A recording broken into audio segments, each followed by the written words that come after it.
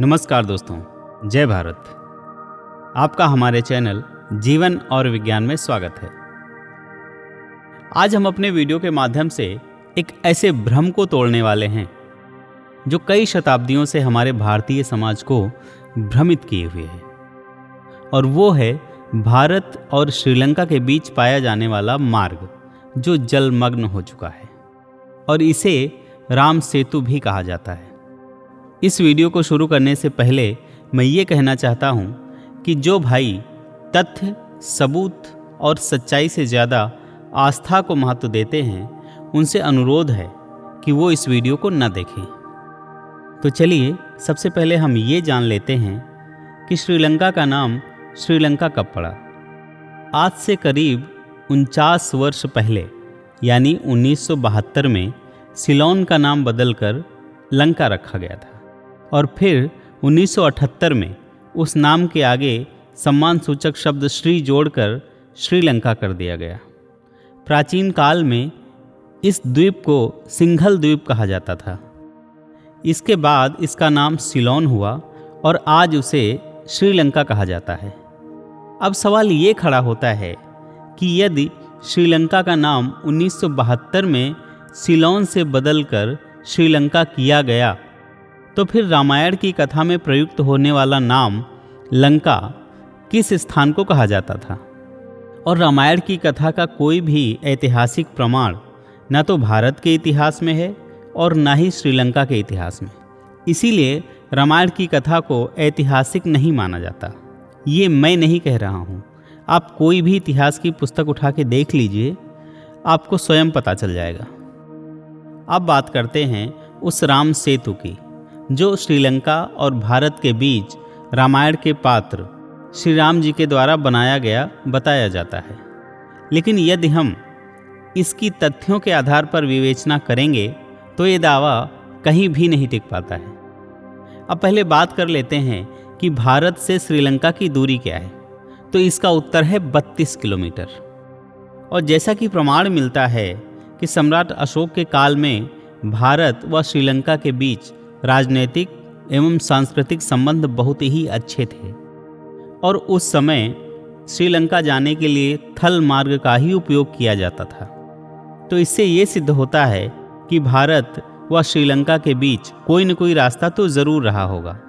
अब सवाल ये उठता है कि ये रास्ता प्राकृतिक था या फिर इंसानों द्वारा समुद्र के ऊपर बनाया गया था। यदि प्राकृतिक था तब तो कोई बात नहीं।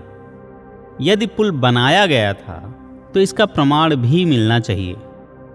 वैज्ञानिकों के रिसर्च के मुताबिक ये सेतु समुद्र में पाए जाने वाले मूंगा द्वारा उत्सर्जित कैल्शियम कार्बोनेट द्वारा लाखों वर्ष में धीरे धीरे बना है। इसलिए ये मानव निर्मित ना होकर स्वनिर्मित है, यानी प्राकृतिक है। नासा ने इसके सैंपल लेकर रेडियो कार्बन परीक्षण से बताया है कि ये सेतु करीब 17.5 लाख वर्ष पुराना है। समुद्र में पाए जाने वाले मूंगा समुद्र के कम गहरे पानी में जमा होकर ऐसी श्रृंखला बनाते हैं। विश्व में मूंगा से निर्मित ऐसी 10 श्रृंखलाएं हैं, जिनमें से सबसे बड़ी श्रृंखला ऑस्ट्रेलिया के समुद्र तट पर है और जिसकी लंबाई करीब 2500 किलोमीटर है, जो इस सेतु से भी कई गुना अधिक बड़ी है। विश्व की सभी 10 मूंगा श्रृंखलाओं को सैटेलाइट के द्वारा देखा भी जा चुका है। रिसर्च के अनुसार राम सेतु जब 17.5 लाख वर्ष पुराना है तो इसे मानव निर्मित कैसे कहा जा सकता है, क्योंकि मानव ने तो खेती करना, कपड़े पहनना पिछले 10 से 15 हजार वर्षों में ही सीखा है। मानव ने लोहा की खोज आज से करीब 3.5 वर्ष पहले की है, और मानव ने लिखना पढ़ना भी आज से करीब 4 से 5 हजार वर्ष पहले ही सीखा है। तो फिर नल नील कितने बड़े सिविल इंजीनियर थे जो बिना किसी ज़मीनी सपोर्ट के, और वो भी पत्थर को छूकर समुद्र में तैरा दिया और इतने बड़े पुल का निर्माण कर दिया। रामायण की कथा के अनुसार पुल सिर्फ 5 दिनों में ही बनकर तैयार हो गया था। पहले दिन 14 योजन, दूसरे दिन 20 योजन, तीसरे दिन 21 योजन, चौथे दिन 22 योजन और 5वें दिन 23 योजन पुल का निर्माण किया गया था। और इस पुल की चौड़ाई भी 10 योजन थी, यानी 100 योजन लंबा और 10 योजन चौड़ा पुल बनकर तैयार किया गया था। और इसका प्रमाण भी वाल्मीकि रामायण के इस वाले श्लोक में है।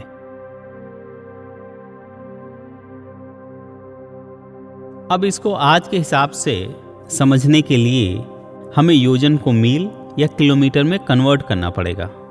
एक योजन करीब 8 मील के बराबर होता है और एक मील 1.6 किलोमीटर का होता है।